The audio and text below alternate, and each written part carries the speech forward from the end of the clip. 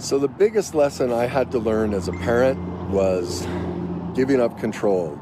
We're kind of all raised by our parents that we got to mold our kids to be right.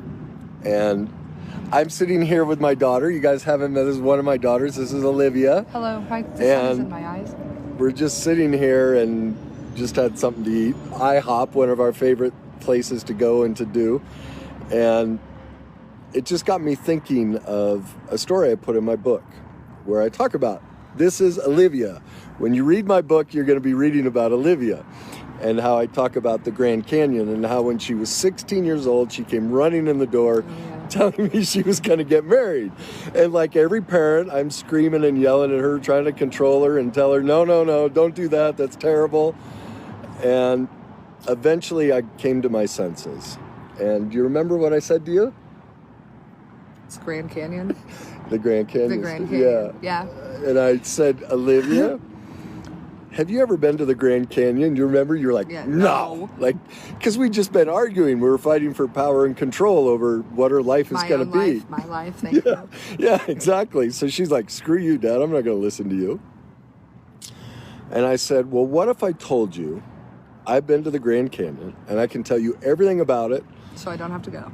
Exactly. And do you remember you were still salty? Yeah, I was irritated. I was salty? Who taught you how to say that?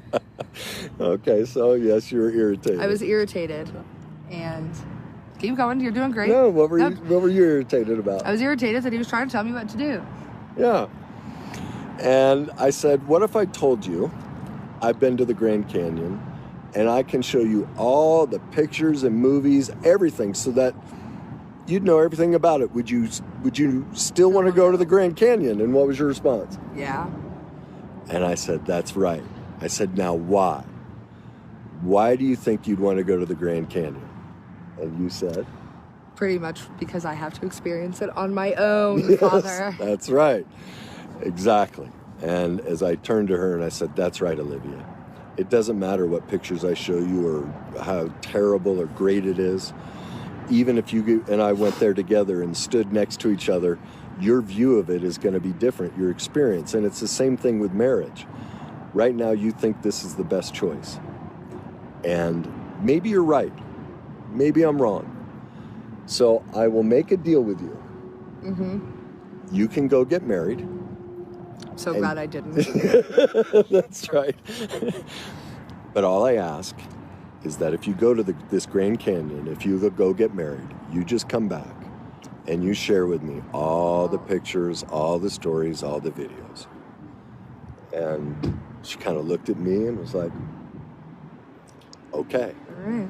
Now, of course, 2 weeks later, they broke up. I was over it. No longer wanted to get married. Divorced. That's right. Divorced.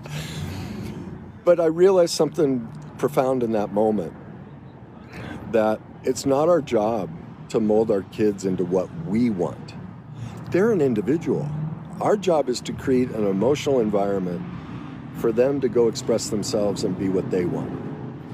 And the best way to do that is to go heal our own stuff. And Libya can attest that I wasn't the best father a lot of times. And yeah. You were awful. What would you say was some of the most hurtful things to you that you remember?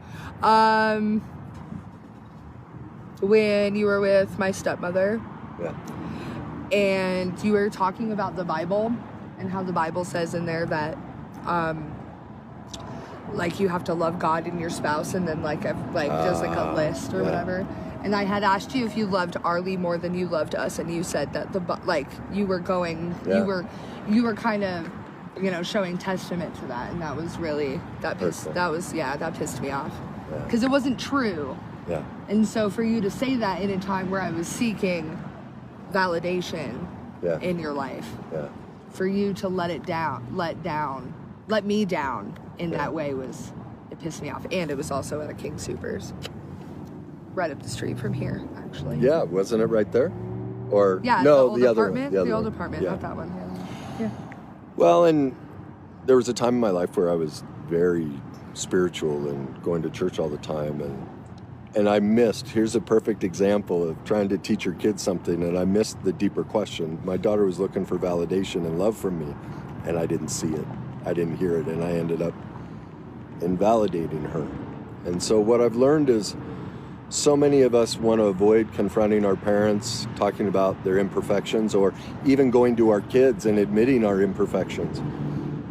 And I found the best way to do it is this, like, let her call me out. That's freedom. I get to do that often. Yes, you do. I've made a lot of mistakes, haven't I? So, but you also hold me accountable for my own, too. In what way? You allow me to talk about my own mistakes without fear of being, like, judged or persecuted, I guess. But on the other hand, I still am held responsible for figuring out why I made, like, a bad decision. And then either changing it or deciding that it must have worked for me in some way, shape, or form. And to either continue to do that or change the behavior. Yeah, that what she's saying is I don't try and fix it or tell her what to do. I just create space for her or ask questions so she can find the answer. Because ultimately she's smarter about her own life than I am. And my job is to help her. If I'm always coming up with the answers for her, how does that help her? Or telling her what to do? That actually robs her of her own greatness, of her own skill set. And so, as I always say, once your kids hit 18, don't ever give them any advice. It's no longer your place. Now I'm a trusted advisor. If she wants my advice, and even when you ask me, how do I respond? What do I say? Would you like my advice? Oh, right. No, I say, if it were me. Oh, yeah, if it were me, I would do blah, blah, blah. But that may not work for you. Yeah, I never say this is what you should do. I say, well, if it were me in my life, this is how I'd handle it. I don't know if it's how you want to handle it. Yeah. Yeah, exactly. Yeah. So, to me, that's the role of a parent after 18. She's an adult. It's her life. Oh, God, it's so awful. You're so cute. It really is, guys. Help. Anyway. Help. There's a little insight into our history. Lots of perfect imperfections. Yep. And we're still working on healing them. Yep. Right?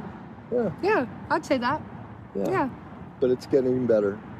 Oh, astronomically, without a doubt. And what's even great, that whole Grand Canyon story, I'd never been to the Grand Canyon, but we did go together a couple years ago. Yes, we took a helicopter. We took a helicopter ride over the Grand Canyon. Yes. Went and took pictures and stuff together. Exactly. So I used a metaphor over something I'd never done, and then we lived it out together. That was really cool. Yeah. That's a good memory. That was the first time I went to Arizona, to your house. Yeah. Yeah, that was awesome.